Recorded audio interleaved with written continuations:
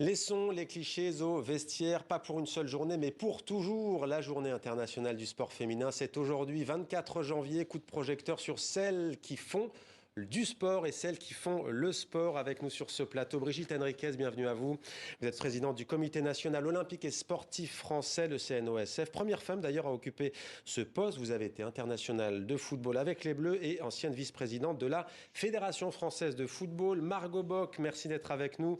Vous êtes en Allemagne, vous vous entraînez en ce moment et vous vous préparez à partir pour Pékin. Vous êtes membre de l'équipe tricolore de bobsleigh, première équipe féminine française à participer aux Jeux olympiques. Et puis Myriam Nicole, VTTiste, merci d'être avec nous. Vous êtes championne du monde VTT descente, un titre glané fin août dernier. Restez avec nous, Brigitte Henriquez. La première question est pour vous, elle est simple. Quels sont les objectifs et quelle est l'ambition de cette journée au fond ? Écoutez, je crois que c'est de donner de la visibilité en fait au sport féminin et qui plus est au sport féminin international, parce qu'on le sait bien, voilà, le cercle virtueux du développement du sport féminin, c'est vraiment de cette médiatisation, et merci en tout cas à TV5 Monde de pouvoir donner cette opportunité.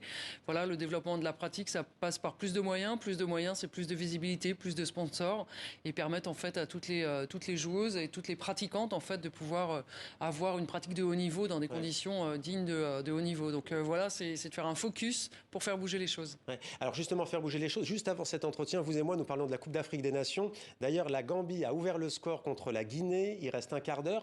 Vous me disiez que la Coupe d'Afrique des Nations féminine, non seulement elle existe, mais la dernière finale a attiré 50 000 spectateurs. Preuve que dans le monde, ça évolue. Oui, vraiment. En tout cas, il y a un vrai levier d'émancipation avec le sport et avec le football. Et on sait que l'Afrique devient un vrai réservoir. Après, voilà, il y a besoin aussi que ça se développe. Et on a beaucoup de joueuses africaines qui jouent dans notre championnat français de la D1 Arkema en première division.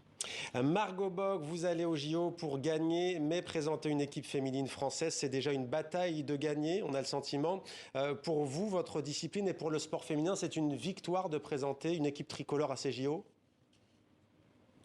Ouais, on est très fiers d'enfin pouvoir représenter la France sous le côté féminine dans ce sport. Donc ouais, c'est vraiment une belle fierté et un beau début.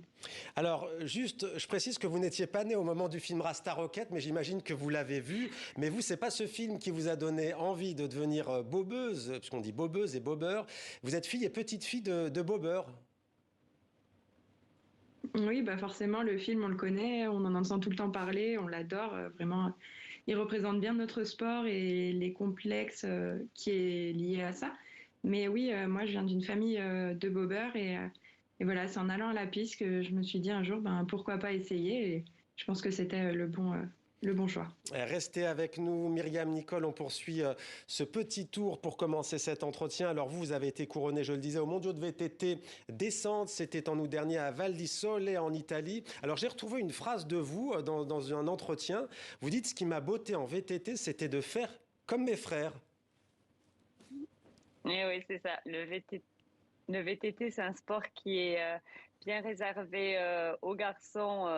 Au début, il y a quand même beaucoup plus de garçons que de filles. Et du coup, 3 grands frères qui faisaient cette discipline. Donc, ça a été toujours le challenge d'arriver à les suivre. Et aujourd'hui, on voit de plus en plus de participantes qui s'alignent au départ des Coupes du Monde et même à des niveaux plus faibles ou même dans les bike parks l'été. Donc, c'est toujours un plaisir de voir de plus en plus de filles sur un vélo. Alors, on vous voit à l'image sur votre VTT. Est-ce que vous diriez que c'est plus dur pour les filles de percer dans votre discipline, le VTT ? Non, je pense que c'est 2 challenges différents. Le sport, il est ouvert aux garçons comme aux filles. Donc, les filles, elles sont pas faites que pour faire de la danse. C'est vraiment toujours un challenge de montrer qu'on peut faire ce qui nous plaît comme on veut, quand on veut. Et je signale qu'au cours de cette journée, je parle sous votre contrôle, Brigitte Henriquez, il y a beaucoup de clubs en France, mais pas seulement, qui proposent par exemple à des filles, à des femmes de venir tester gratuitement un sport au sein de leur club. On va maintenant prendre la direction de Kinshasa à la rencontre d'une boxeuse, Marcela Sakobi. Elle a été porte-drapeau de la délégation congolaise à la cérémonie d'ouverture des JO d'été 2020. C'était à Tokyo, mais c'était bien entendu l'été dernier en raison du Covid. Ça a été reporté. Médaillée d'or dans la catégorie des moins de 60 kilos au championnat d'Afrique de Brazzaville. C'était en 2017. Voyez ce reportage de notre équipe sur place. Le geste est précis et sans complexe. Sur ce ring improvisé, Marcela Sakobi s'entraîne face à un homme de son club de boxe. La recette du succès, selon cette championne.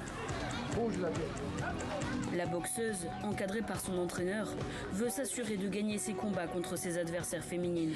Marcela a été 6 fois championne d'Afrique dans la catégorie poids-plume. Après son échec aux Jeux Olympiques de 2020, elle vise aujourd'hui les Jeux mondiaux en Turquie. Mon souci est que je sors une championne du monde et championne olympique. J'ai essayé pour la première fois à Tokyo, ça n'a pas tenu et j'espère d'aller compétir encore en France en 2024. Tous les matins, à peine sortie de chez elle, elle marche et court pour aller s'entraîner à une demi-heure de chez elle. La routine pour cette sportive de longue date, boxe, arts martiaux, athlétisme, handball. Elle est aussi arbitre de football. Et les gens ne croyaient pas qu'un jour, Marcela, ça peut arriver au niveau où je suis aujourd'hui. En blaguant, et moi, je ne voulais pas faire la boxe. C'est juste les coachs qui m'avaient poussé de faire la boxe. Moi, j'ai trouvé ça trop difficile. Sa passion pour le sport a commencé en 2012. À l'époque, elle vit chez ses parents. Non loin de chez eux, un centre sportif où tout a commencé. Et ce, malgré les critiques. En RDC, une femme sur un terrain n'est pas très bien vue. Des fois, les gens parlent toujours. Pourquoi tu as choisi la boxe? C'est pour les hommes, c'est trop dur, c'est difficile. Est-ce que tu vas te marier? Est-ce que tu vas mettre au monde avec des trucs durs comme ça? Je dis non, je suis une femme, je garde mon sexe comme féminine, je ne vais rien perdre en faisant la boxe. Et aujourd'hui, je dirais aux parents de laisser chacun son choix. Marcela l'assure, elle est déterminée et espère aller très loin et l'emporter sur de nombreux rings.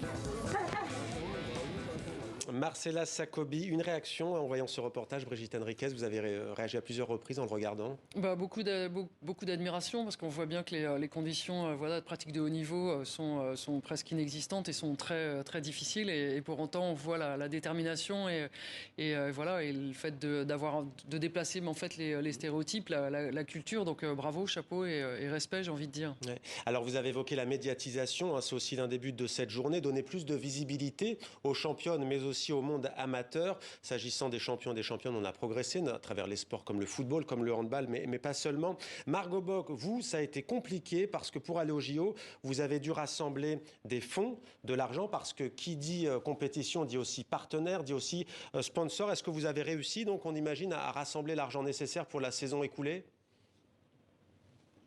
Oui, du coup, avec le Covid, il y a eu moins de moyens. Donc, il a fallu qu'on rassemble un peu plus de fonds cette saison. On a de la chance d'être entouré par de bonnes personnes. Donc, on a réussi à trouver des sponsors et pouvoir financer cette partie-là. Qu'est-ce que vous aimeriez dire ce soir aux jeunes filles qui nous regardent et qui voudraient faire du bobsleigh et qui se disent peut-être c'est trop rapide, c'est trop puissant, c'est peut-être trop dangereux pour moi parce que je suis une fille? Non, je pense qu'il faut venir essayer, il ne faut pas avoir d'a priori. C'est vrai que c'est un sport qui est rapide, qui est impressionnant, mais en fait, une fois qu'on est dedans, c'est vraiment que du plaisir. On part pas tout de suite d'en haut, on se retrouve pas tout de suite à 130 km/h, il y a différentes étapes. Donc vraiment, il faut venir essayer et il faut pas avoir peur de ces a priori. Mais où est-ce qu'on peut essayer? Est-ce qu'il y a beaucoup de clubs en France aujourd'hui de bobsleigh?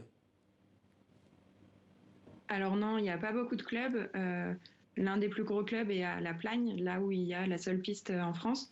Donc on peut venir essayer en contactant le club de La Plagne ou venir essayer directement sur la piste car la station propose de faire découvrir ce sport aux touristes. Myriam Nicole, je vais vous poser une question que je poserai aussi à Brigitte Henriquez. Je vais revenir à cette journée internationale du sport féminin. Le sport, c'est vrai qu'on a tendance à l'oublier. C'est aussi une pratique qui peut redonner force et confiance aux femmes qui sont fragilisées dans toutes les sociétés. Oui, c'est vraiment le sport qui permet de trouver le bon équilibre et de tous les jours pour repousser ses limites, pour pouvoir se sentir mieux dans sa peau et pouvoir être toujours meilleur chaque jour en repoussant. Prochain objectif pour vous? Ce sera la première manche de la Coupe du Monde fin mars, le 27 mars à Lourdes en France. Eh bien, on vous souhaite de continuer à glaner beaucoup de titres. Dernière question, Brigitte Henriquez, elle est pour vous. Il y a une présidentielle qui approche en France. Vous voulez que les différentes candidates et les différents candidats portent cette question du sport. Est-ce que vous avez déjà, en tant que présidente du CNOSF, des retours? Comment ça va se passer? Oui, ça fait plus de 2 mois maintenant en fait qu'on a réuni un certain nombre d'experts, dont des présidents et des présidentes de fédérations, mais aussi des gens de l'extérieur, de notre écosystème. Voilà, l'idée c'est tout simplement qu'il y ait une véritable culture sportive qui puisse arriver en France. On est encore loin de là où on aimerait être. Ça veut dire quoi? Ça veut dire il y a déjà des choses qui ont été mises en place au niveau de l'école avec les 30 minutes de bouger le matin dans les écoles primaires. On est en pleine semaine olympique et paralympique avec Paris 2024, là où on rayonne sur les territoires dans les écoles. Ça veut dire aussi que voilà, dans les entreprises, il y a aussi la possibilité de faire du sport sur le temps de travail avec des vestiaires, des douches, de l'aménagement du temps de travail pour pouvoir faire de la pratique sportive. Pareil à l'université, on sait qu'aujourd'hui on perd 13% des licenciés juste après le lycée. Et puis avoir le sport comme un mode de vie et particulièrement en club, parce qu'avec le comité olympique on défend la pratique en club. Pourquoi? Parce que le club, c'est le 3e lieu d'éducation après la famille et l'école. C'est encore là parfois pour les décrocheurs de la société qu'on respecte les règles, qu'on a le rapport à l'autorité, des enjeux de santé aussi avec la bombe à retardement de la sédentarité, comme vous le savez. Et puis voilà, je crois que c'est aussi important. On a des rôles modèles. Je félicite vraiment Margot et aussi Clara de se qualifier pour les Jeux de Pékin, où je serais très contente de les soutenir, puisque je serai là-bas à partir du 2 février. Eh bien, on les soutiendra toutes. Merci voilà. beaucoup. Merci beaucoup Brigitte Henriquez, Margot Bock, Myriam Nicole. Bon vent à toutes les deux et merci à toutes les trois d'avoir participé à cet échange sur les enjeux du sport féminin.